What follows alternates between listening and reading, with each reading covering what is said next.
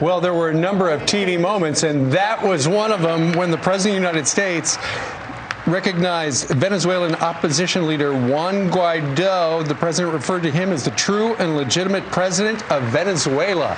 Also in the hall, Florida Republican Senator Marco Rubio, member of the Senate Foreign Relations Committee and the Senate Select Intel Committee as well. Senator, nobody saw that coming. Yeah, no, it was great that he was there. I'd never met him before. You know, I've talked to him on the phone a bunch of times, but he was just kind of a backbencher in the National Assembly over there. He's the only one that could unify the different opposition parties, became speaker, and then, 3 weeks later became interim president under their constitution. And he's a brave guy. He's done a great job, really under tremendous duress. And I had a chance to meet him on Saturday, and then I'm glad he was able to come. We've got to break this deadlock. I mean, you can't have communism in our hemisphere. Right. They've had it. Hugo Chavez brought it. Maduro's, the bus driver is holding on to it. He took everybody's guns. He's got the power.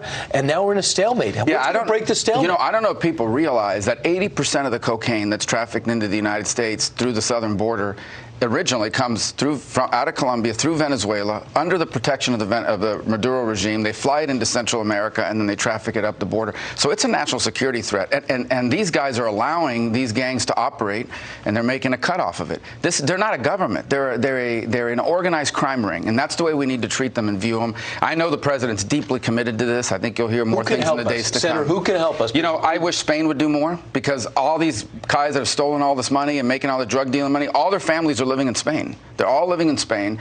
I think, unfortunately, there's some other countries that could do a little bit more in terms of some of the, again, going back to Spain. And then, obviously, Cuba can't help us, but they're a lifeline to them in terms of providing them all the intelligence officials, because everybody there's terrified to turn on Maduro, because the Cubans control all of the intelligence agencies, and they spy on each other, and you get caught. They don't just go after you; they go after your family and your family. Senator, what's your reaction of Nancy Pelosi ripping up the speech? She embarrassed herself.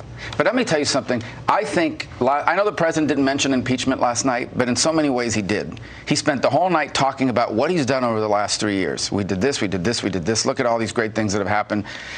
And in the meantime, the Democrats, look what they've been focused on. There were times last night where the president was talking about things like killing Soleimani, right? Or the unemployment rate for different groups in America. And they wouldn't stand for that stuff. They wouldn't even clap. There was a moment when ICE agent was up there. They didn't stand for him. And then what she did at the end, what does it tell you? How can an impeachment produced by a House led by someone like that possibly be a valid or document that you can look at? She did it prayerfully. Yeah. This isn't a moment to celebrate. What we are watching here, and I think people realize, is what's happened for a long time around here. Here are the rules, okay? You were a Republican. You had to try to impress the media so they would kind of say nice things about you. If you became the Republican nominee, they would shred you. They would call you all types of horrible things. They called Mitt Romney those things. They called McCain those things. But then you come up here, again, they want you to humor them. You go to all their little fancy parties that they do in this town, and they still continue to shred you. Then you elect the president who's not from here and decides, I'm not playing this hypocritical game. Right. And they can't stand it, because they're supposed to be the gatekeepers that decide who gets to run for president, who doesn't, what are the guardrails that you're allowed to operate in. He just doesn't care about any of that stuff, and neither do Americans. Right. The cover of the New York Post this morning says, "Shame of the Union, Tour loser."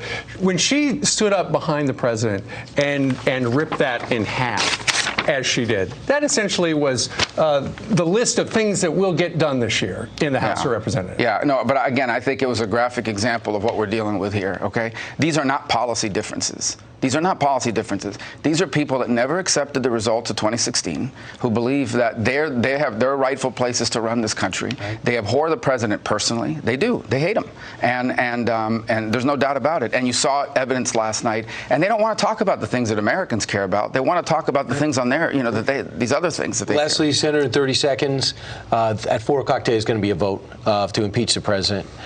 Do you think there's any Republican who is going to vote to impeach the president? I do not. And I'm hopeful some Democrats will join us in that regard. Article 2 of this impeachment should have been thrown out on day one. It's a joke, this thing about obstruction. He claimed the exact same privilege and immunity that every other president for 50 years has. Article 1, they didn't prove, but even if they had, it would not be removable. It would rip this country apart. And I think you saw why last night. You saw why last night it would rip this country apart. This is a derangement, and it's threatening our republic. We would only make it worse by removing the president, even if they had proven the case, which I don't believe they did. We saw him in Florida. Now we see him at your home game right here, in both home games in Washington. Right. Great to see you, Senator. Thanks for having me, so much. guys. Thank you so much.